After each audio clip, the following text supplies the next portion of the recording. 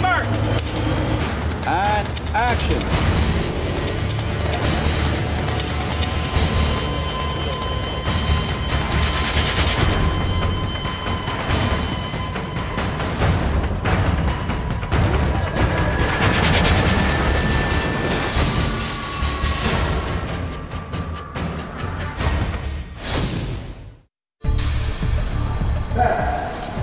And action.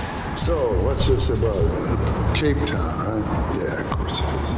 The hitman genre, I think, is very appealing to a wide audience, and they want to go and see these hitman movies, but you've got to give them something fresh. I just thought it was very smart, and I'm always looking to try and make a grown-up action movie, and this was one of them. The action is a bit more ramped up, you might say.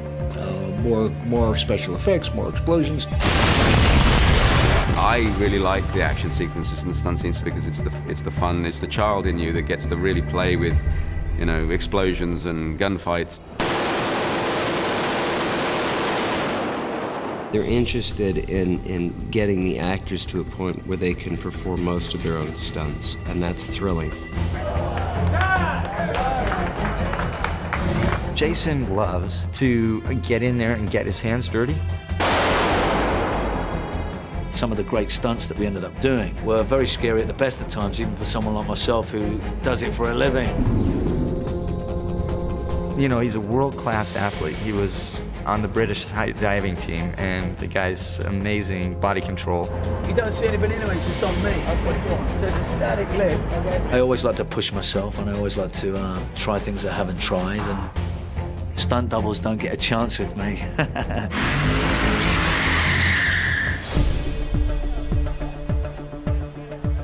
We did this jump off the World Trade Center here, which is a 33-story building. So 330 feet, basically, is what you're looking at.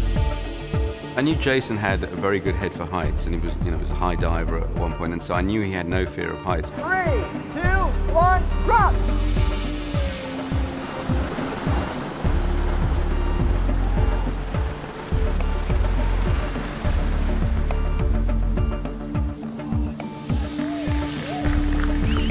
But Ben, I never really expected him to actually do the same as Jason and jump off a 300-foot building. We were told that he had a tad bit of a fear of heights. Yeah, not a fan of heights. I mean, I get vertigo looking up at buildings on the ground level. This is a stunt that a lot of stunt people actually will walk away from, because you are on a little itty-bitty wire that's, much smaller than a dime size in diameter, and you're falling 330 feet. Your whole life depends on this thing.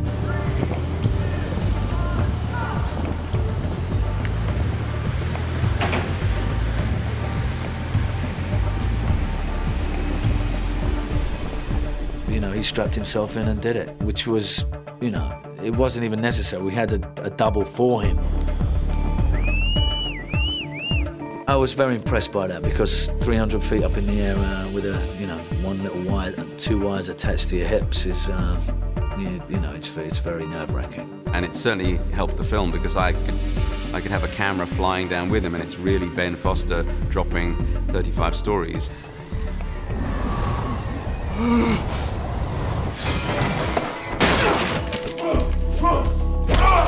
It's supposed to be this traveling fight through his very nice home.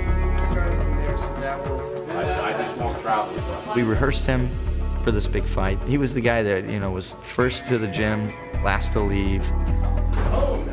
But I banged up my shoulder doing a really unimpressive stunt. My right shoulder. And we had to learn how to do the fight left-handed that day. This arm is kind of disabled. I'm just hopped up on painkillers so I could even just stand.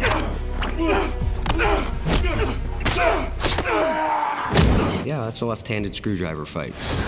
Okay, everybody set? 3, 2, 1, go!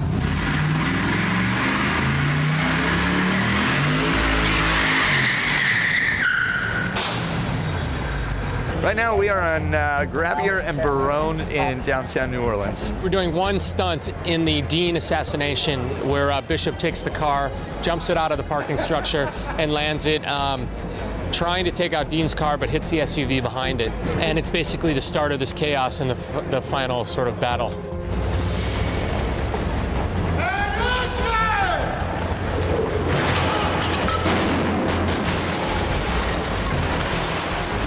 So the guy that does the T-bone is our star, Jason Statham. And then we go and we find him jumping in a dump truck. Yeah, I've been very lucky in all the years to have some experience with a lot of cool sort of stunt drivers. The other one was an automatic. They fucking love switching these out, don't they, this far? You know, a lot of the stuff that they teach you doesn't allow you to do these kind of things in a garbage truck.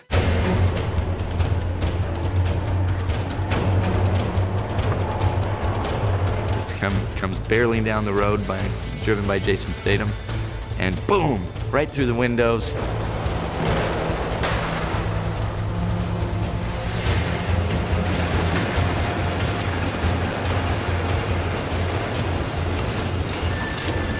We dump him, you know, very unceremoniously onto the street.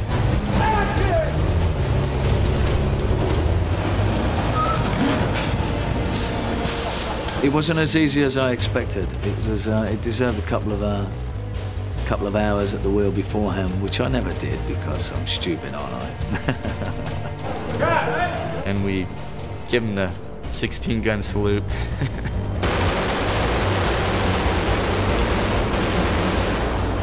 The Dean assassination. It's spectacle, it's fun, and so that's the most fun to me. And it was, we put it together like a big jigsaw puzzle, day by day.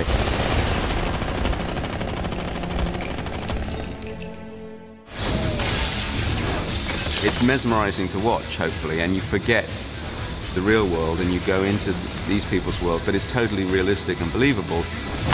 If you can do it through the lens, through the camera, it just creates a whole different feeling. Having a lot of fun, man. It's boys with guns out in the city, you know, doing bad things to bad people. And if you can give them, you know, an hour and a half of complete escapism, then that's what I like about the movies.